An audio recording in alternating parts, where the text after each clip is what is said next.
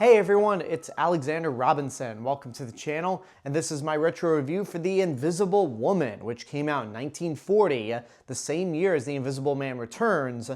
And despite what you might think, this being part of the Invisible film series, this actually has nothing to do with the rest of the franchise. The movie involves a wealthy playboy who decides to fund a scientist's experiment to try and create a machine that turns people invisible. The first test subject is a model who just recently got fired from her job, Kitty Carroll. She decides to take part in this experiment because she wants to have the power to try to get back at her former boss. But unfortunately, there are complications to where she cannot become visible again.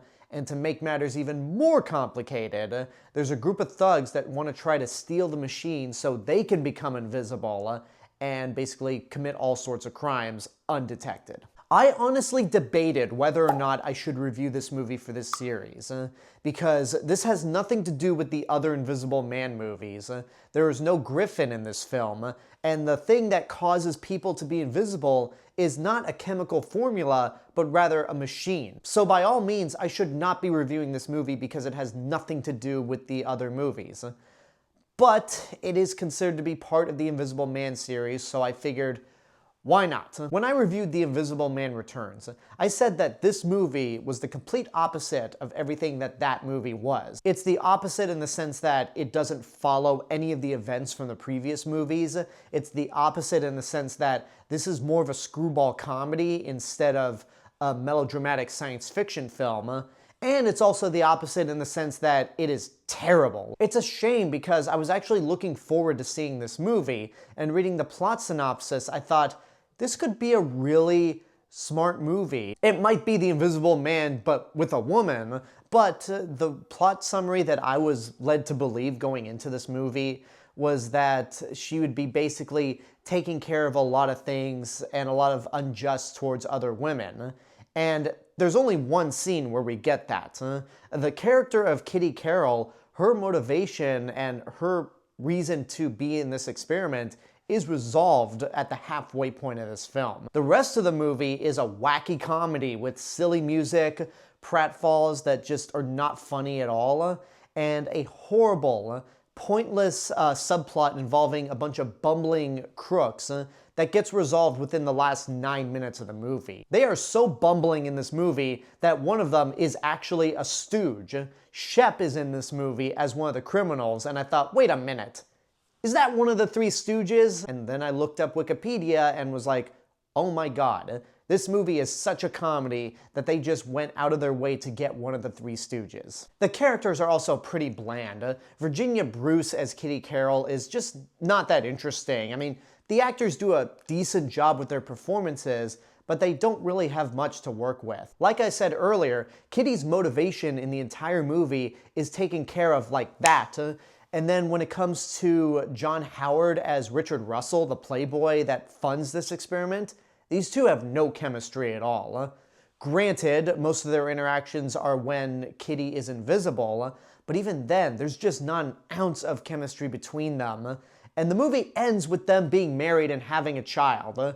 So that's a radical jump, and one of the most inorganic romances I've ever seen in a movie. If you're expecting a blossoming screwball comedy type romance like It Happened One Night with Claudia Colbert and Clark Gable, you're not gonna find it in The Invisible Woman. And that's honestly the biggest crime that this movie has committed in my eyes. I think making this a screwball comedy than a science fiction melodrama was a horrible mistake, because you leave out a lot of interesting ideas and concepts. And the most interesting thing about the movie, like I said, is Kitty's motivation to try to get back at her boss. And I think if this movie ever got a remake, they should take it in a different direction. Much like how Fresh Prince of Bel-Air was a comedy, a sitcom, but then they had that Peacock series that was a more dramatic retelling. I haven't seen Bel-Air for myself, but apparently it worked out at the end.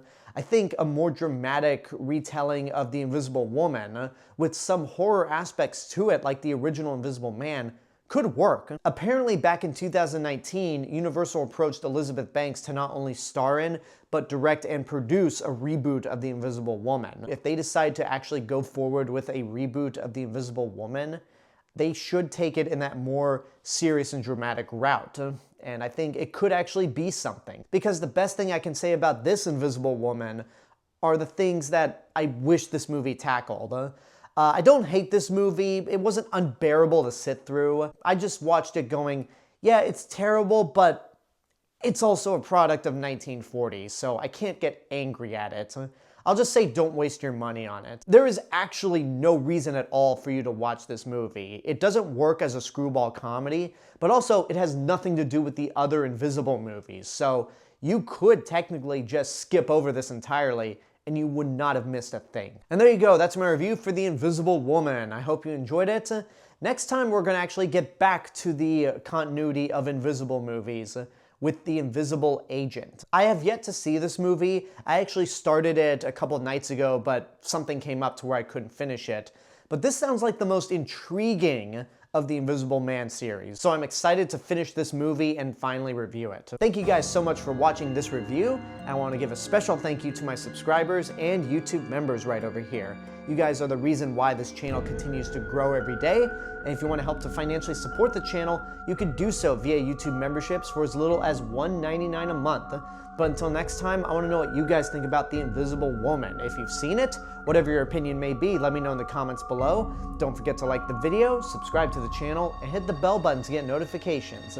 If you want to find me elsewhere on the internet, you can find me on these social media platforms and my theme park and travel channel right here on YouTube. I'll see you guys in the next video, but until then, have a good day and take care of yourselves.